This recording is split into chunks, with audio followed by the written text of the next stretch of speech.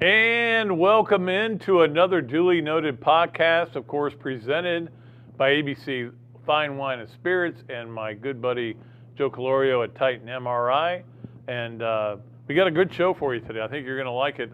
Pat Forde, who's been a longtime friend from SI.com and, of course, Sports Illustrated. I think one of the best writers in the business. On top of everything, we'll have him on.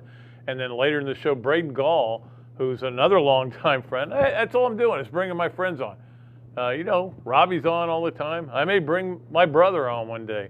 But Braden does a great job with two different podcasts up in Nashville area, the Fringe Element and the Cover 2 podcast. And he also contributes to the Athlon magazine, which is now out. It's getting ready to get on, and I'll ask him about this, getting ready to get on the stands around America. To me, that is the best. I don't want to say this too loud because Phil Steele may hear me or somebody else may hear me, but Athlon to me is the one that you go to when you want to read about these teams because there's stories in it. It's not just stats. There's all these great stories in it, so I love that. We've got a big show today, and we got a big show Monday as well. Torian Green is going to join us Monday. Torian is back from overseas, and I'm fired up about having him on the show. We'll talk about those 2 national championships and a lot of other things and what he's been doing. And Izzy Gutierrez, if you don't know Izzy very well, you probably don't watch a lot of sports talk on TV, of course, from Pardon the Interruption and PTI. He's on there occasionally. There's a third show. I'm trying to remember the name of it. But anyway, he's on TV all the time and a former UF student and does a great job and a really good writer. And I've known him for a long time. And I wanted to get him on the show. And then on the following Friday, Cooper Carlisle is going to join us. One of the most underrated Florida players of all time. May have had one of the best careers. In fact, that's something I was thinking about doing for Gators Wire was who would you rank as the 10 best Gator players in the NFL? Forget their college career. You'd have to go M at 1, right? I mean, he is the all-time rushing leader. And then after that, I think, though, 2 through 10 might be pretty interesting. So I'll talk to Adam and see about whether we want to do something like that. Of course, today we are doing the Leonardo's at Millhopper drawing. If you don't see a hat up here with a bunch of pieces of paper in it, it's because there were so many people that got in, that qualified, and I started to try to do it all, and I went, I'm gonna put them all together. I'm gonna draw it. I don't want to have a mess here and drop somebody like I'll be honest with you, the last drawing we did when I was leaving, I saw somebody's name on the floor. So I went ahead and did it, so we'll announce it. We'll announce who won the Leonardo's at Millhopper drawing. Of course, 3 things presented by Hand Law coming up. Adam's Ribco to go. We are going to finally run the commercial that Evan and I worked so hard on, and that Adam worked so hard on. It's going to be cool today. I'm excited about that for Adam's Ribco to go. They're doing great work over there. This, that, and the other, your favorite segment. I know. I got a good one for you today, and we'll get to the Friday football fix, which today will be sponsored by the Gainesville Quarterback Club. And the reason is I want to make sure the Gainesville Quarterback Club gets its due. We still don't have a full-time sponsor for that. But we may just make them if nobody steps forward here in July, especially because once we get to July, it's a different world we're living in. But the Quarterback Club has a meeting June 9th, I believe it is, and the new quarterbacks coach will be there. So that's going to be exciting to have him, and I'll be there too. So you can throw stuff at me like tomatoes and stuff like that. That'd be fine with me. Don't forget, you can watch us live on Facebook or YouTube, and you can listen to us whenever on Apple Podcasts, Spotify, Google Podcasts, iHeartRadio, any of the 39 platforms where you can find your podcasts, this podcast or your other favorite. I read that wrong every time. What episode is this, Evan? 44? I think it's 44. 45. I read it wrong every time. Or any of the 39 platforms where you can find this podcast or your favorite podcast is the way to read that. Remember to like, follow, and subscribe so you don't miss an episode. Obviously, Gators didn't get it done last night in baseball. We'll talk about that a little bit. Softball, I'll try to give you updates as well as I can, but obviously I'm going to have to wait for a break before I can look at my phone. I'll give you some updates on the PGA, which of course is going on at Keel Island, which I love that course. It's a beautiful course, and I've loved it, and I've never really played it, to be honest with you. I was thinking that I had, and then I realized I hadn't, and that's just what happens when you get to be old. You forget that you didn't do things that you thought you did. So we'll get to that, and I'm looking forward to that. Hopefully, as I'm speaking, Phil Mickelson is leading, so that in itself makes you want to watch the weekend. So we got all that going on, and the Friday Football Fix. We'll get to that. We got so much to deal with today. I did want to talk a little bit about softball, but I mean it's hard to talk about it when they're actually playing a game right now, and it's a game where their life's not on the line, or even their season's not on the line. They're playing a game right now, and if they win, they play another game after that. South Florida always gives them a little bit of trouble, and hopefully they can get through that. And then I think they'll get through the regional. I don't think there's much question about that. And we'll get to some of the other sports that are going on right now. This is kind of a special weekend, at least if you like to watch sports, especially for me. I love the majors. I mean, I'm a majors guy. Maybe I've become old and I don't want to watch the Valero Open anymore. I only want to watch the Valero Open if Billy Horschel or some other Gator is in contention, or Mickelson or McIlroy, my favorite golfers. But the majors I love. You add that into the fact there's a softball regional, which I'm going to try to get out to some of that. You add that into the fact that Florida's playing the #1 team in baseball. Didn't go so good last night. Probably won't go good the rest. They only need to get one. If they can, right now, that's all I want. Get one game out of that series, and it's going to have a lot to do with whether you host a regional or not. Now, I do know this. By Florida losing last night, they're out of the SEC race. They cannot win the SEC. Technically, they could still tie for the SEC East, but they can't win the actual SEC championship, which goes to the team with the best record, which is now Arkansas. And Arkansas has clinched over Florida. They haven't clinched over everybody else, but Florida cannot catch Arkansas. They're down 3 games with 2 to play. And, of course, we have the tournament coming up. You have to worry about your seeding if you're Florida and how that's going to work out. And we'll see. We'll see how it does work out. So it's going to be an interesting finish to this kind of academic season. I always kind of look at it that way. Like there's an academic season. Like I may do this when we do some of these July shows, especially right before we get to SEC Media Days, and all we're going to talk is football from that point on, let's face it. But I may do like a list of, the best athlete, maybe we'll do the Adams Ribco athlete of the year, but by year we mean from September to the end of the seasons, and same way the team, the coach, all that kind of stuff. We may do something kind of fun like that. And also, that's another thing I was thinking about the other day. Think about where we were last year this time. And look, I'm not the person who's going to sit there and go, oh, it's over, we're done, we're finished, we're ready. No, we're not. We still have a long way to go. But I will say this. Last year at this time, we were watching, the only thing we had to watch was Korean League baseball. That was it. That was it. I mean, there was nothing else on. I mean, the bubble hadn't started with basketball yet with the NBA. There was golf hadn't cranked it back up. I mean, we were just sitting here going, oh, Tiger King, I guess I'll try that again. Stuff like that. Now we're sitting here with so many sports we don't know what to watch. And that's the amazing thing, is that we have so many sports to watch now, and we're like, I don't know, I may only watch 8 sports today, or I may only watch the baseball and softball, or I may only watch the PGA. There's just so much going on, which is a far cry from where we were a year ago when we were sitting here going, I'm gonna play as much golf as I possibly can. And to be honest with you, it didn't work out either. All right, right now we are going to be joined by one of my favorite people in the world.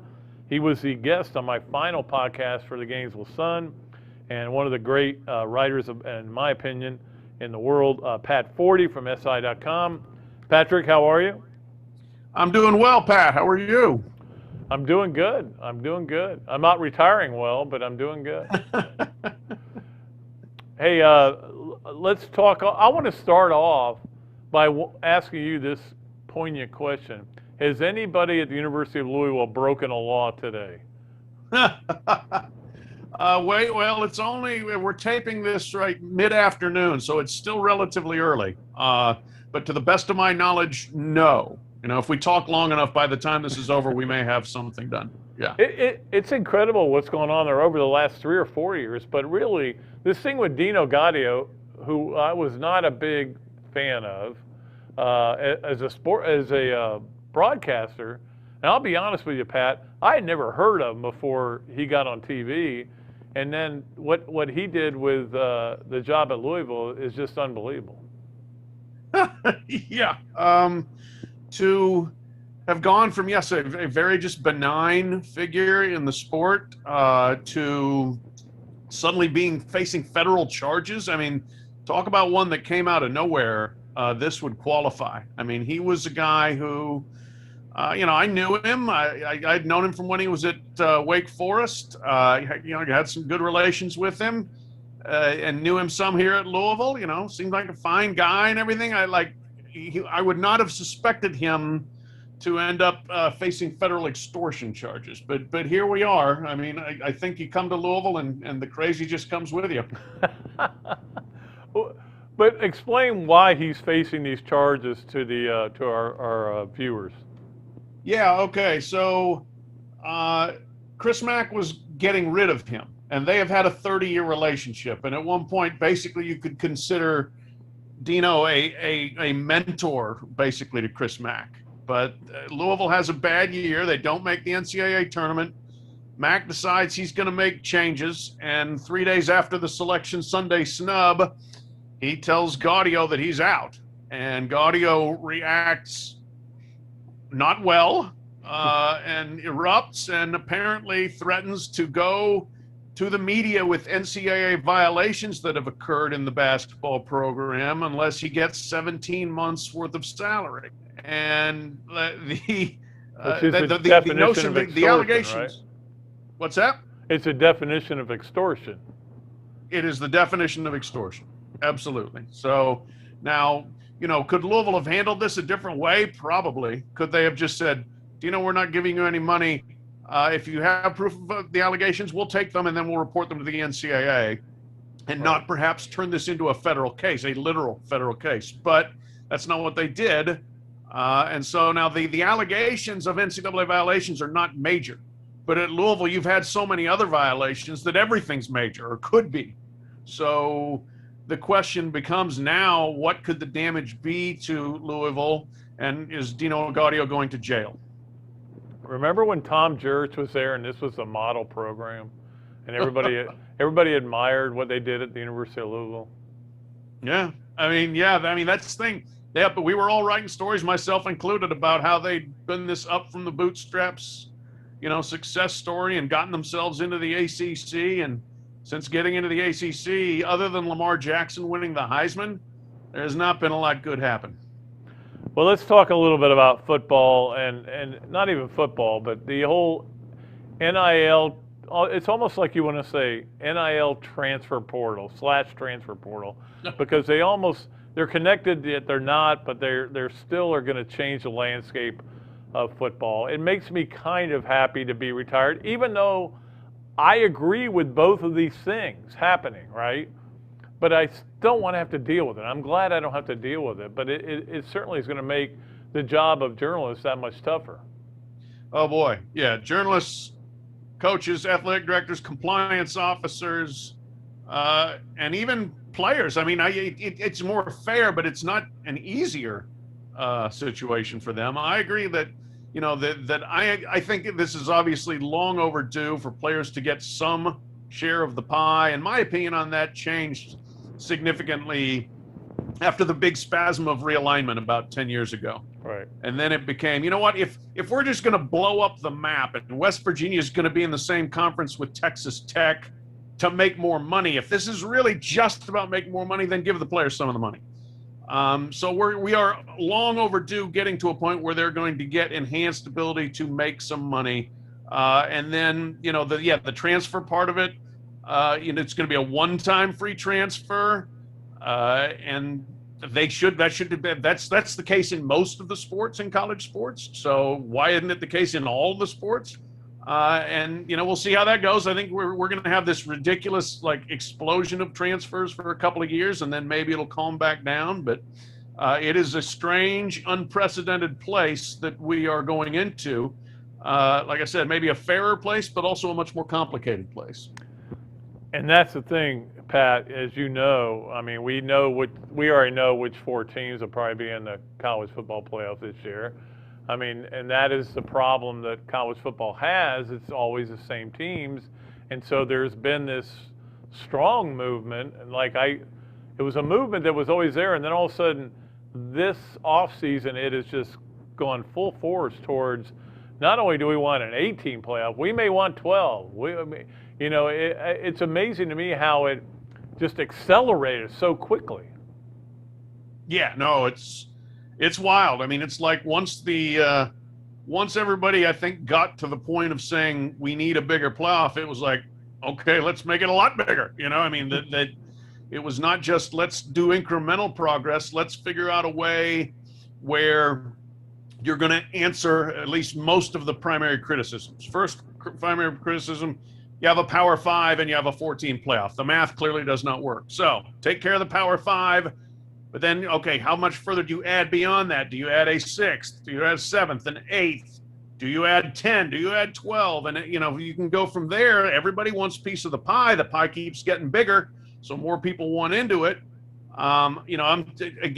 Is I think emblematic of the way college sports administrators think, that even conferences that were being left out all the time were not in favor of expanding the playoff. It's like, what are you doing? Like Larry Scott in the Pac-12. It took him years to say, yes, I want an expanded playoff. It's like, dude, your own conference is being left out. You might want to get behind this. So, yeah, it's going to be really, I think, fascinating to see what number is settled upon. Television will play a big role. Conference presidents, I still think, will have some pushback on some of this because the academic calendar is being tossed. But guess what? The academic calendar was tossed last year in December too, so that we could play more games so they could get TV revenue, TV inventory. So I think that horse is a little bit out of the barn. But yeah, how big do we go? I don't know. I think it's probably going to be pretty big. I think 12 is a real possibility. Is there any chance that you could see what I'd like to see, which is, and I don't think there is any chance, let me preface by saying that, where whatever number you come to, 8, 12, whatever it is, that you take the 12 best teams. And if there is a 7-5 Big 12 winner, it doesn't mean you get automatically in. Yeah, that's a good question. And certainly, if you go back to the original, charter for the playoff, that was it, the 4 best teams. And Mike Slive said that over and over and over again because he wanted that point to be made, because sometimes 2 of the top 4 are going to be from his league. Right. So, yes, is it just we pick 4, or are you picking X number of league champions? I mean, how are you doing it? That's going to be a key part of this whole equation. For people who want the regular season to matter. Look at that doggy. It's Cat. Oh, Cat. Yeah, try to keep. He has dog ears. Keep Cat off the screen here. That's okay. We're pet friendly. Yeah, that's good. That's good. But I don't know what the best solution is going to be. They're going to be, we're going to argue about it like crazy for the next couple of years, but it's going to happen. Yeah, no doubt about it. And what's your take on the movement that we're seeing now towards lack of contact in the spring and the mini camps and all that. Well, they don't call them mini camps, but they call them fall practice. But Yeah. last year we didn't have hitting, right? And my theory on why nobody played defense was that you didn't hit during practice because you were afraid if you got a guy hurt and you had 2 out with COVID, you could be missing your whole linebacker core. So nobody hit, and now it's like the NCAA is coming down and saying, we want even less hitting than we've had in the past. No more Oklahoma drills, no more, not reducing drastically the number of practices you can have in pads. And my first reaction was, man, it's football. My second reaction was, I kind of liked that every game was 54-48 last year. Yeah. I hopefully there's a little bit of a happy medium in there. I could take like 44-38 better than 54-48 or even 34-28. But still, I'm fine with people scoring and the ball being moved and things happening. My question, and I don't know the answer, but we'll find out, is there going to be more injuries when all of a sudden you go from very little contact to a game full of contact? Right. Are players, up to speed enough on tackling and being hit and that sort of thing? Or is this going to, come out where that first weekend we just have injuries all over the place? I sure hope that isn't the case, obviously. But I do have a little bit of a concern about that. So, we'll see. I mean, they're largely going on recommendations from, doctors and especially people that work in the concussion space about how to eliminate or limit. There's no elimination of head injuries, but and how to better deal with it. But I do have concern that if you take too much hitting out, that when the real hitting does happen, it's not going to go well. I mean, Pat, you've covered a lot of college football and college basketball and all college sports for a long time and done a great job with it. But we're at a weird crossroads, I think, because we don't know what's going to happen next. And that's where I sit here and I go, I have no idea how NIL, I keep wanting to say NLI because of National Letter of Intent. Yeah, right. But NIL, transfer portal, all this stuff, and how it's going to affect, or does it really affect? Or is it still going to be the same teams playing? Yeah, I mean, my sense is that, the more things change, the more they tend to stay the same, at least in football. Basketball, you end up with a Baylor-Gonzaga final. Okay, yeah. That is outside of the realm of normal, or of usual, I guess. But football, it almost doesn't seem to matter. Even like we were saying, this unprecedented COVID season, we've never had anything like it.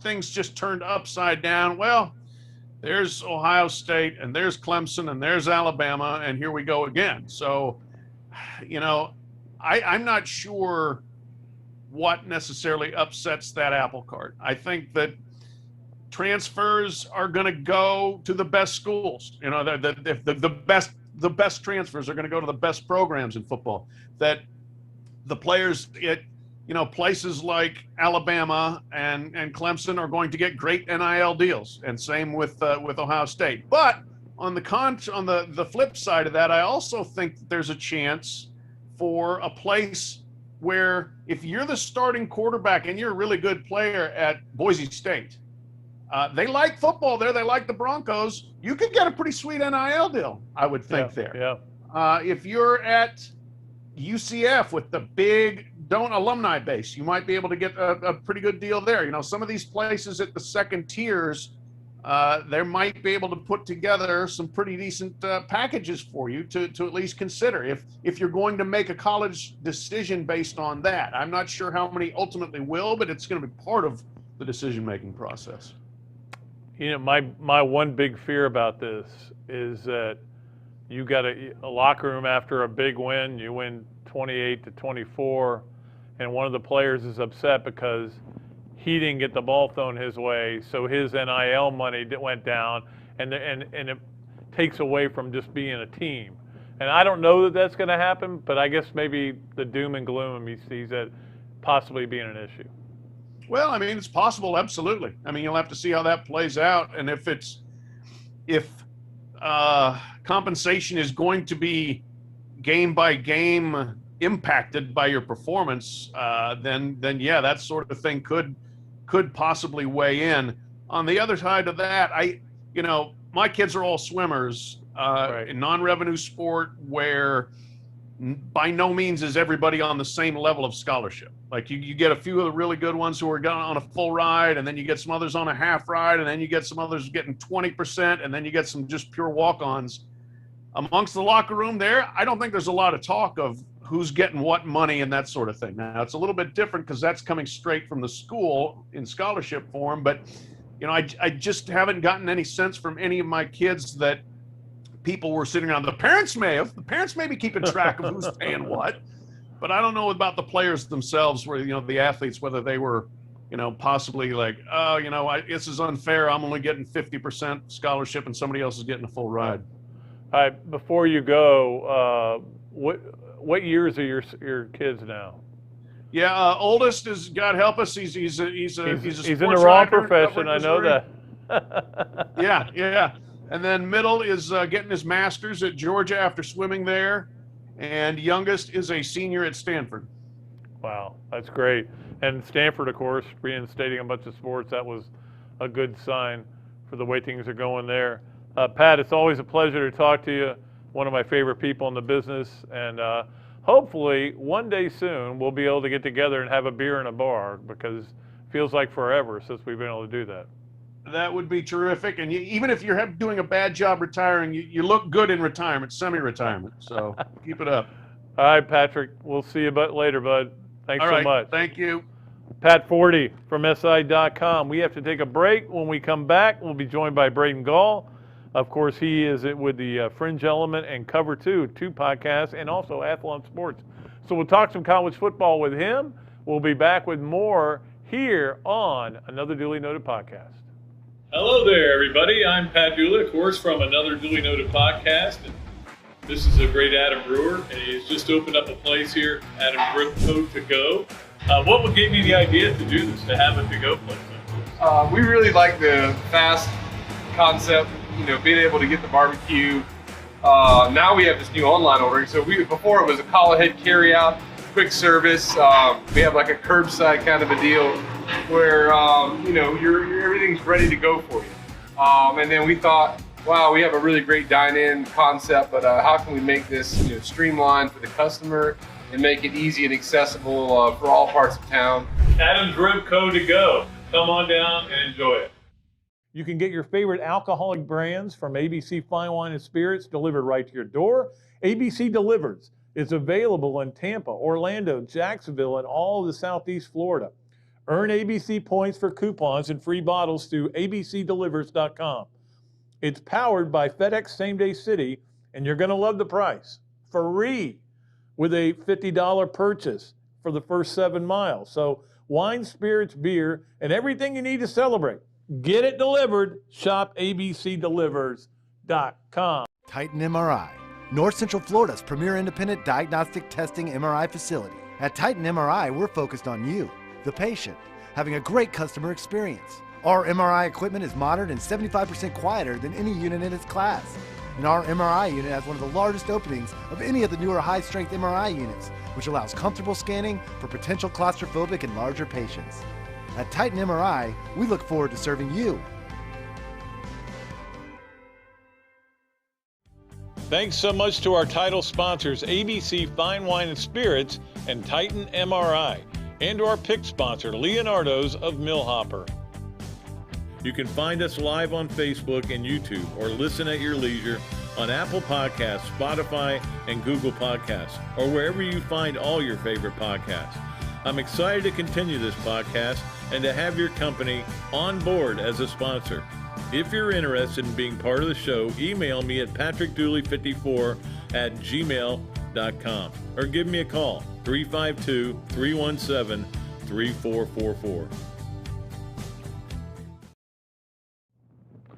All right, welcome back to another Duly Noted podcast. Again, next week, Monday, we'll have Torian Green on, which I'm looking forward to, Izzy Gutierrez as well. Friday, Cooper Carlisle. But right now, we bring on a good friend of mine and one of the smartest people I know. He does a great job of covering all football. He really knows his football, but he can cover anything you want. Braden Gall joins us right now. Braden, how are you today?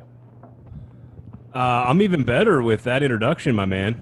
Can you just do like every time I walk into the kitchen with my 2 kids and my wife, can you just be like, and here comes one of the smartest men I know, Braden Gall? I'd appreciate it. It won't work. It won't work. It doesn't work on women. I can tell you that.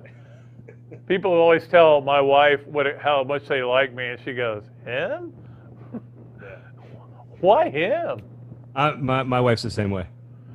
All right, Braden, of course, hosts a pair of podcasts up there in Nashville, right? Fringe Element and Cover 2. Yeah, Cover 2 podcast with Athlon Sports. We've been doing that for about 5 years. We cover everything from Florida to Oregon and in between. Of course, magazine's on sale right now.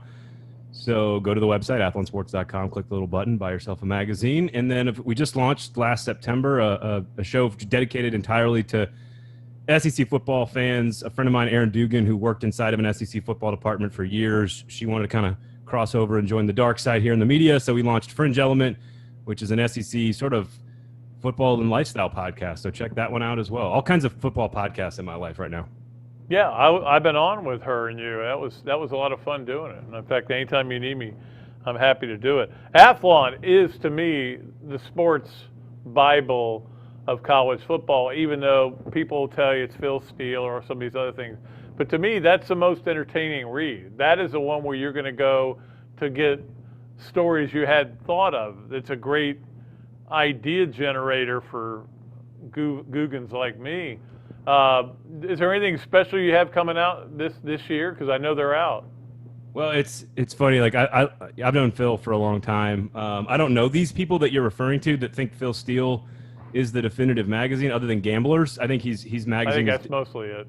His magazine is definitely geared towards gamblers. But you talked about reading, and I like Phil. I love Phil. But if you actually want to read writing about college football, then you need to buy an Athlon, because there's not a whole lot of actual writing in Phil's book. But there's a ton of data, and it's way more data than maybe even we have.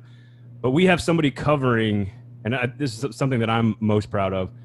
We have somebody on the beat who writes every story for us. And so that's not the same for any other magazine. I think we're the only magazine that does that, where if you're a Georgia fan, you'll know the person pretty intimately who wrote the Georgia story. So same with Florida. We've also got a host of a lot of great national writers who are in here all the time. Stephen Godfrey's got a great piece in the magazine this year. A lot of stuff about COVID last year, which I know people are tired of, but sort of how the SEC survived and sort of was maybe more successful than anybody else going through that process. A look at Saban's greatness, which of course never really gets old. So just the features are great. The graphic design is great. We like to think the predictions are great. We know we're going to get some stuff wrong, but we're one of the most accurate books on newsstands or the digital newsstand or whatever. So it's kind of the same old stuff. Like, premium content, you're going to pay a little bit for it, but I think there's a reason you do that. And Athlon is only a once a year piece of premium content for college football fans. And I'm headed to the beach, Pat. So I need to have I need to have it like in my hand. I want to touch it and feel it and read it on the beach and mark it up. And I still think there's a place for that in our world, even though if it's just guys like you and I who are getting a little older. So no, I still love it. It's I can't wait for it to get into my Publix. But it's kind of an interesting situation that we have here, in that we're sitting here on a day where you have baseball regionals. Here in Gainesville, there's softball regional going on right now. The PGA tournament is going on. The NBA playoffs are going on. The NHL players are going on. A year ago, we had the Korean Baseball League. That was it. That was the list of things we had to watch. That, Tiger King, that was about it. Oh, my wife and I went down I think we could tell how deep we were into the pandemic based on how bad the reality dating show we were watching at that time. Like it started out with we were flying back from a vacation in February. So right before everything shut down. And we started watching Love is Blind. Okay, it's an interesting concept. Let's see if actually people can fall in love without seeing each other. Okay, fine. Maybe there's a psychological challenge there that's interesting. And then it just got progressively worse. Then it was then it was like, you know, like Engaged at First Sight or something. And then it got worse to where we were watching, you know, 90 Day Fiance. And then all of a sudden we were just like Too Hot to Handle, where they're actually making fun of how awful they are. And you could just like, we just progressively got worse because there was nothing else to watch. There was nothing else to watch. And what about 600-Pound Life? You never watched that? No, I haven't watched that. We did the Tiger King thing, and that was take it or leave it, like whatever. Yeah, one for everybody. What's funny is, so like we had a tornado hit Nashville pretty hard, like 2 weeks before the pandemic. My daughter, like our church, our burger shop, our ice cream joint, the flower shop, I buy flowers for my wife. Like our kids' daycare was hit, and so my 1 and 3-year-old were at home March 3rd, and I had them at home by myself while my wife worked from March 3rd to like July 15th, but who was counting? It was only like 127 days, but I didn't keep track or anything. But you're right. Like I had nothing, like I was on the media bus going to the SEC tournament for the Friday morning Alabama-Tennessee game, I think. And there was like 15 of us on the shuttle, and we get the update on our phone that Greg Sankey had canceled the tournament. And we like all look at each other like, well, I guess we're going home now. and that was, and little did we know that was going to be it for the better part of 6 months. Yeah. And again, I don't think we had any idea whether there would be a football season, even at that point. I remember having Barrett Salee on our radio show, and he said there is going to be no football season if there's not a vaccine. But there was, and then there was a vaccine later, but it is kind of a miracle that we all got through to this point. And I think, you know, for me especially, as an old man, you know, to have survived it, to have been vaccinated, and to have sports, so much sports to watch, and I'm like, we need to appreciate this stuff.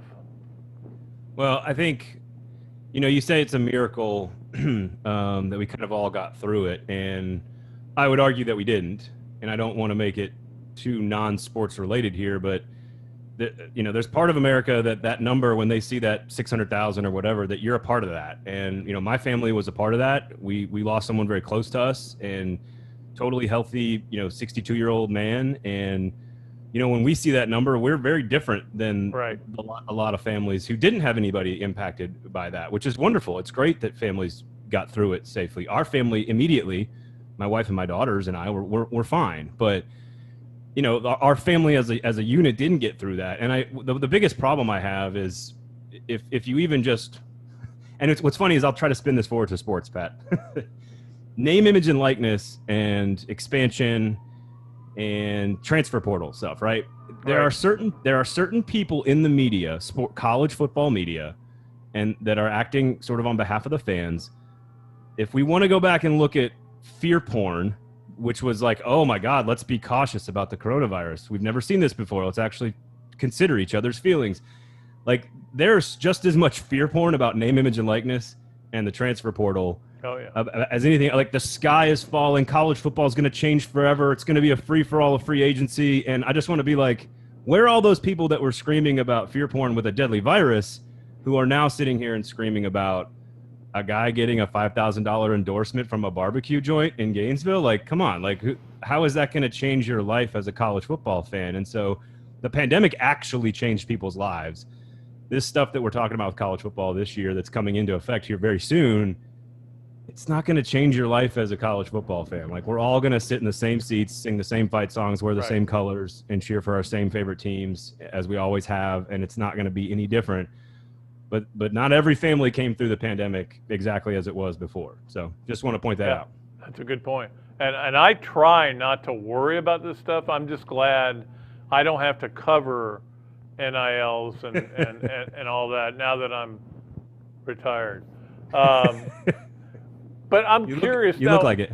I'm curious what, because I know at Vanderbilt it's not going to matter whatever is going on there.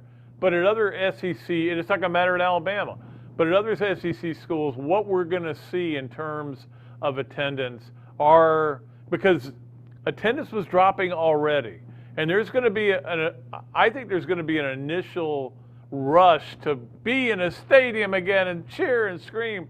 And after a while, they go, I remember why I liked staying home watching the games on TV. And I don't know what's going to happen there. I think it's a great question, and I think it is one that's pushing. It's one of the primary pushers of all the things that are coming in college football, right? Like Greg Byrne at Alabama was already doing this before the pandemic was even a thought in our minds. He was trying to get out of neutral site games. He was trying to get out of paycheck games because he knows the two biggest driving sources of revenue for the University of Alabama are television contracts and season ticket sales, right? Or money around a game. Let's call it, right? The local economy, whatever. And the way you get those two things to go up is to add value to the product you are putting on the field. And you cannot do that against Austin Peay, and you cannot do that in 56-0 games, and you just can't do it. And the reason expansion, and I've kind of changed my opinion on expansion because I'm very anti-expansion because I want my championship to be really, really hard to win. But right now it's bad for the sport that it's consolidated at the top, which has kind of been the way college football has been for the better part of 60 years. But can you imagine the waiting list or the dollar figure that Alabama or Florida or Tennessee or Georgia or A&M boosters would put down to get on a waiting list for a home playoff game for tickets? Like, just forget like trying to keep people in the building for Charleston Southern in November. Like, forget that. Just imagine what you could charge season ticket holders if they had the first right to buy a home playoff game for your school. And that is where TV partners can charge more and make more, and you can charge more for people in the building. And that's the direction they were going before the pandemic hit. So right. All of a sudden the NCAA is looking at 63 different ways to expand the playoff. Like, that's why, is because we want people in the buildings and we want to sell a better product to our TV partners. That's all it is. And that's something that both Greg McGarity and Scott Strickland were already ahead of the pace on. They were scheduling, and of course Florida, which has never plays anybody outside of FSU and the conference, is now playing in Colorado and Cal, at Texas, at Notre Dame. I mean, this is great for the sport, and we all do know it is going to expand.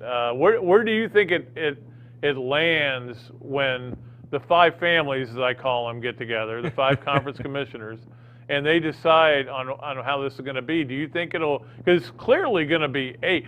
6 is gone. Forget about 6. It's done.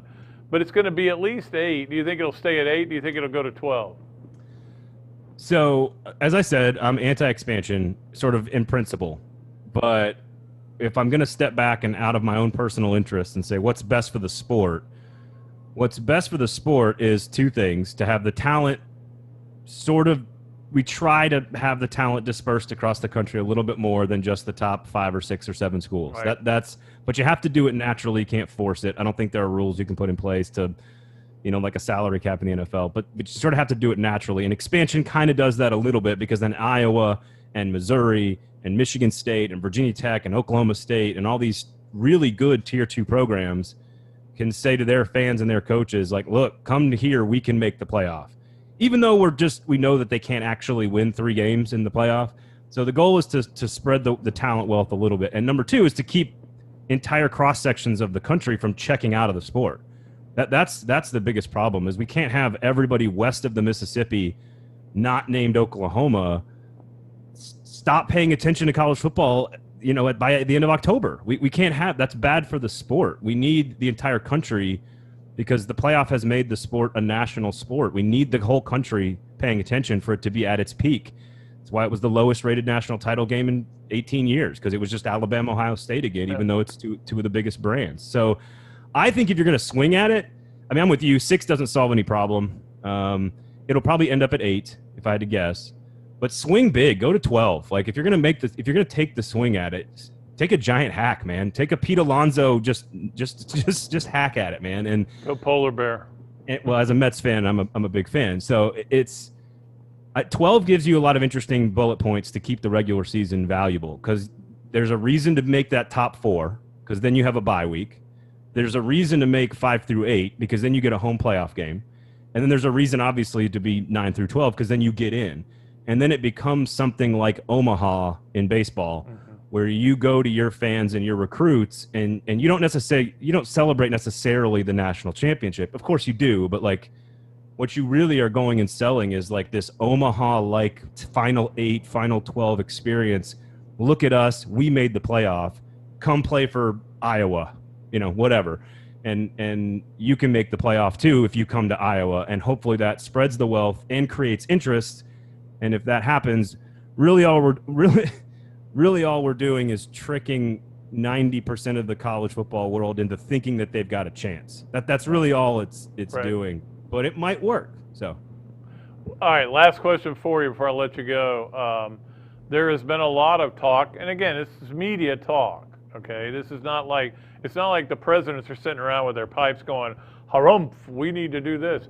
But there's been a lot of talk about getting rid of the conference championship games, and the only reason not to do it is because of the money that it brings in. But if there's enough money with this 12-game playoff, then I think the SEC and the ACC and everybody are going to say, we don't need no stinking playoff game, and it doesn't feel like you're exploiting the players and making them play that extra game. Your thoughts? well, I think if it goes anything more than 8, you're probably going to have to cut a regular season game out. But the first one on the chopping block is going to be the one we already talked about. It's the FCS opponent that you're going to win Samford. 56. You're going to win 56-3, and we just talked about it. Fans don't want to watch that on TV, and fans don't want to pay to go to that. Right. But again, you know what they would pay to go to? A home playoff game. Yes. Exactly. So that's kind of where that comes. I think if you go anything past 8, you're going to have to cut a regular season game out, the gimme game. I do think that I'm okay. Like, I don't like automatic bids because I don't think the conferences are even. But if you made the automatic bid in the conference championship game, and I think it's hard to see them getting rid of them because they make too much money, and it does create a nice, clean, like 1 versus 2. The winner goes to the playoff, right? Like there's a lot of logic there. If you get rid of all of the divisions, you got to get rid of every division in college football. I don't want one division in any conference because I don't want 6-6 Pittsburgh 1 win away from the playoff. I don't want that. So if you're going to make it like the Big 12 and you go 1 versus 2 in every conference, and your championship game features the best 2 teams that your league has to offer, then I feel a lot better about the automatic bids that we all know are coming. So if you're going to give everybody a participation trophy into the playoff, then you need to make it the best possible teams that you can get in. So I want to see get rid of all the divisions and put them all in. Like the ACC last year was great. It was great. So we don't need divisions. Make the automatic bid as meaningful as possible. Yeah, and that's where I come from. I want the 12. If it's 12-team playoff, I still want the 12 best teams. I don't want 7-6 Pitt that snuck up on Clemson because their quarterback was hurt or whatever. So yeah, I definitely want that. He is the host of the Fringe Element and Cover 2 podcasts. You know how to listen to podcasts because you're listening to this one right now. And also contributor to Athlon magazine, Braden Gall. Anything else you want to plug? Just go buy magazines. Check out the podcast. Follow me on Twitter at Braden Gall. Yeah, that's about it. Like, just can't wait for college football to get here. Media days will be here soon. So go buy a magazine. Listen to podcasts. How about that? Hey, it was great having you on, buddy. We'll talk to you soon. Okay. Always a pleasure. All right, Braden Gall joining us here. We have to take a break. We come back. We've got to get to a lot of things, including 3 things. Leonardo's Millhopper. We will announce the winner of that segment. This, that, and the other. Adam's Ribco to go. Gator of the week. We'll do a Friday football fix, a quick one. I promise you. So we got all that to come and more.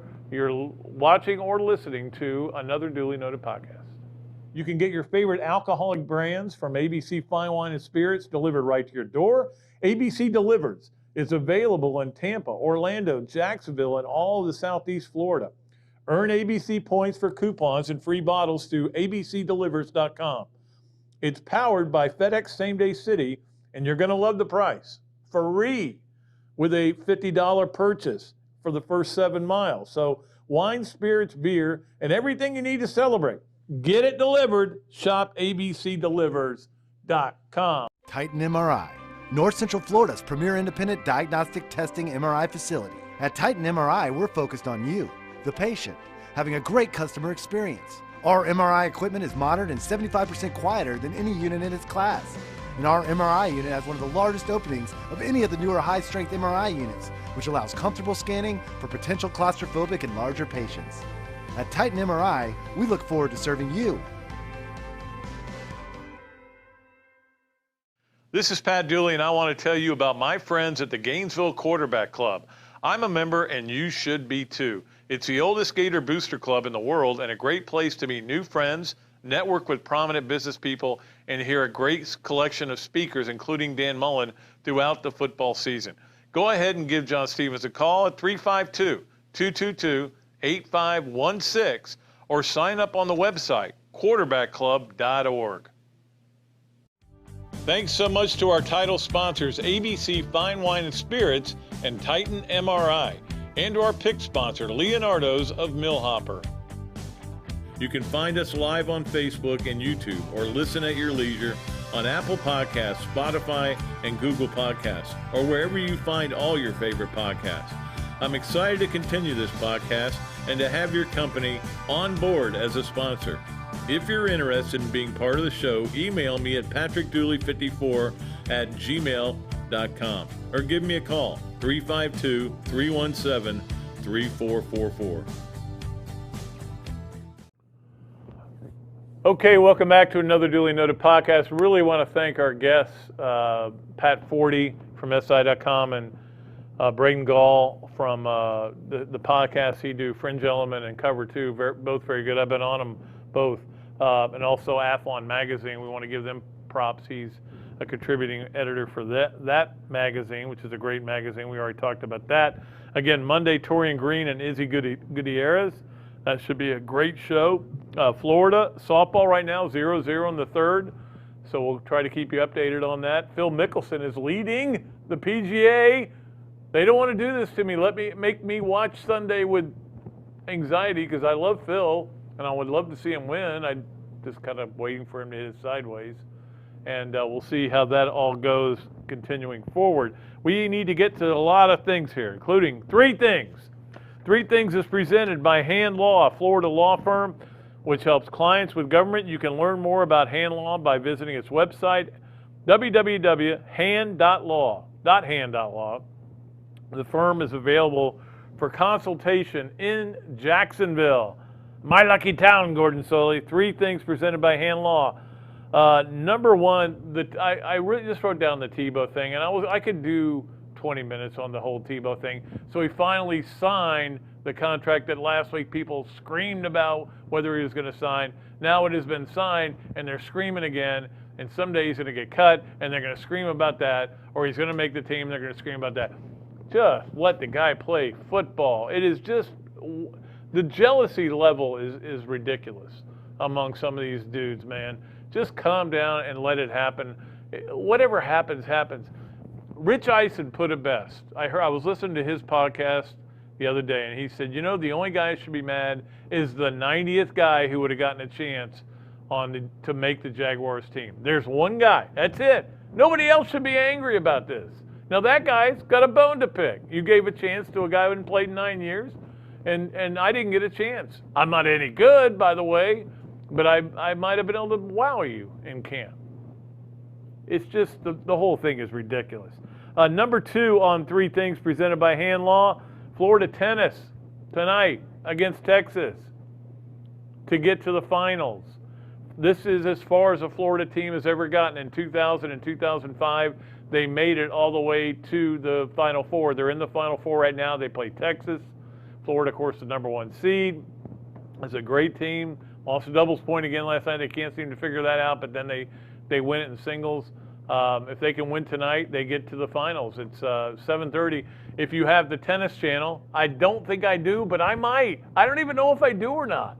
Like, somewhere down the line, there probably is. The other day, I was flipping around my Sirius, and I go, hey, Rich Eisen's podcast is on here. I had no idea where it was. There's too many channels. But tonight you may need it. But the job Brian Shelton has done, you got to give him a lot of credit for doing so well. Number 3, and Robbie mentioned this yesterday when we were doing the tailgate show. He saw Gervon Dexter out there working out, and it was a hardcore workout. There was another one that somebody posted of him. That is such great news that here, and it's not just Gervon Dexter related. Gervon Dexter has got the skills, and I said this last year, he might be the next great Florida player. He wasn't quite there last year because he's still young and still learning, but it's clear he wants to be. And it's not just that he wants to be, but hopefully other guys on that team realize this is how hard I have to work to get to the next level. If they don't, they want to sit home and eat cheeseburgers, they ain't going to get there. But the fact that Gervon is out there doing it makes you think that more guys are following him and doing what he wants, what he thinks is necessary to do. So that is good news for next football season in my mind. I may be way off on this, but I took it to be that way. Again, thanks to the great people at Hand Law for presenting 3 things. It is time to announce our Leonardo's at Millhopper drawing winner. And like I said, there were so many people who qualified, including a bunch again this week, and they were kind of getting a little bit unwieldy. So I went ahead and said, let's just put them all together in a big pile. Close your eyes, reach in, pick one, and the winner was Michael Tudine. Michael Tudine, who I think I worked with his father. I'm pretty sure I did at the Gainesville Sun. So Michael is a winner. He just needs to contact me. You know how to reach me, Patrick Dooley 54 at gmail.com, or you can call me 352-317-3444. Or if you want to be a sponsor for any of the things we have left, we don't have much left to sponsor, but if you want to get involved with that. But Michael, congratulations, and thanks so much to Leonardo's and Millhopper for doing this. We will start another one on Monday, another segment, and of things we'll have a bunch of stuff that we're going to give away. Again, Michael, you're going to win some shirts and a hat and some gift certificates.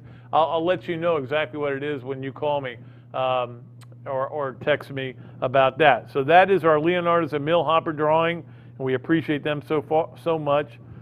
I don't know if I got time to get through all this. Adam's Ribco to go, Gator of the Week.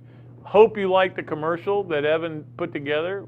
It looks great, I think, and we'll probably have some other commercials that we filmed that day for Adam's Ribco to go. We love Adam so much. To me, it's a no-brainer. Ricky Castillo. I mean, Ricky Castillo in the last 10 days went 4-0 in the Walker Cup to help the United States win, and then with Florida in trouble, trailing for the last spot to get into the NCAA tournament. They're at regionals. Their chance to get into the NCAA finals, basically. All he did was shoot 6 under on the last 10 holes. Guy is unbelievable. He is going to be a big-time pro, and that's why he is the Adams Ribco to go Gator of the Week. And we'll have another one from Adams Rib for the weekend. All right, this, that, and the other. I probably shouldn't have waited till the end to try to do all these things, but this, that, and the other, sponsored by Ballyhoo Grill, where I was just 2 days ago, by Dar Shakow Insurance. Now, I was a little disappointed. John Dar couldn't play. Something happened. He had to put somebody in his place. Of course, he put a good player in his place. Shocking. But he was not able to play in the Bob Dooley, but has been a great sponsor of that tournament as well. So Ballyhoo, Dar Shakow Insurance, and Ironwood Golf Course, where they really worked hard to have a great tournament, and I give Jeff a lot of credit. This, that, and the other. This. Think you back to a year ago, and we're sitting there and we have no sports, and we're thinking, this is going to be a financial disaster for college sports. It's not going to. We didn't have a Final Four. We didn't have a March Madness, which is where the NCAA makes all its money. College sports is going to be in big trouble because of this COVID. And then we had an NCAA tournament. We finally got it in. We got games in. We were able to play some games, but still, no crowds, so you couldn't count on attendance, couldn't count on ticket revenue, stuff like that. You did have the TV money coming in. So that was the That was of that. The other is that the SEC just gave all of its schools $23 million each extra because that's how much money they made. Extra. The Stanford, we just mentioned earlier, just reinstated all the sports they cut because they made enough money. The Pac-12 actually made more money than they made before. It wasn't a lot, 17 million total. That's not a lot of money, but they made more than they did. Somehow we came through this financially, and nobody. I don't know that anybody's taken any of these big loans out or anything like that. And remember they were talking about everybody was going to take a loan out? I don't know that that happened. So that is this, that, and the other presented by Ballyhoo, Darshackow Insurance, and Ironwood Golf Course. Let's do our Friday football fix. And again, they will have a meeting June 9th. We'll talk a little bit more about that later. Garrett McGee is going to be the speaker. That'll be a lot of fun. I can't wait for that. It is 99 days till college football from right now. And so I wanted to give you a game a day for 4 days. The 4 days when we really get cranked up. First day, it is a Thursday, or it's actually a Friday. North Carolina is playing Virginia Tech. Okay, I'm in for that. I mean, I know I'm a little desperate for college football right now, but I'm in for that. The next day, the best game on Saturday, there's a lot of great games, Georgia-Clemson. I had no question about that. I can't wait to see that game. And watch Georgia, because you'll be watching that from a Gator aspect of let's see if Georgia's as good as everybody thought. Can Clemson overcome Trevor Lawrence being gone? Is JT Daniels as good as who's JT Phillips? I think he was a baseball player. JT Daniels is going to be like that game. It's must-see TV. Florida needs to play their game against FAU at 8 a.m. so I can be done and be able to watch all these other games. And I do still have to do right because I do the grading the Gators for WRUF.com. And then at 5 o'clock, on Sunday, Notre Dame FSU. I'm fascinated by that game. A lot of people think FSU may be on its way back. Okay, well, the first way you get back is by beating somebody like that. Notre Dame, I don't think it's going to be as good as they were last year when they got in the playoffs. So that'll be good. And then the next day, Louisville Ole Miss on a Tuesday. Thank you, everybody, for doing that to me. Louisville, Ole Miss, I'll watch that game. I'm watching every game Lane Kiffin coaches from now on. And Matt Corral plays it. All right, so that is our Friday football fix presented by the Gainesville Quarterback Club. We appreciate them very much. I think we got it all done. We squeezed it in. We're a little late, but who cares? You guys, hey, we can go all day. But I appreciate everybody. I appreciate our great guests. Appreciate Evan for doing such a great job. Appreciate Freddie. And we'll be back Monday, as we said, with Torian Green. I cannot wait for that, to have Torian on the show. Until next time, I am Pat Dooley. I am deep, I'm way back, and I am out of here.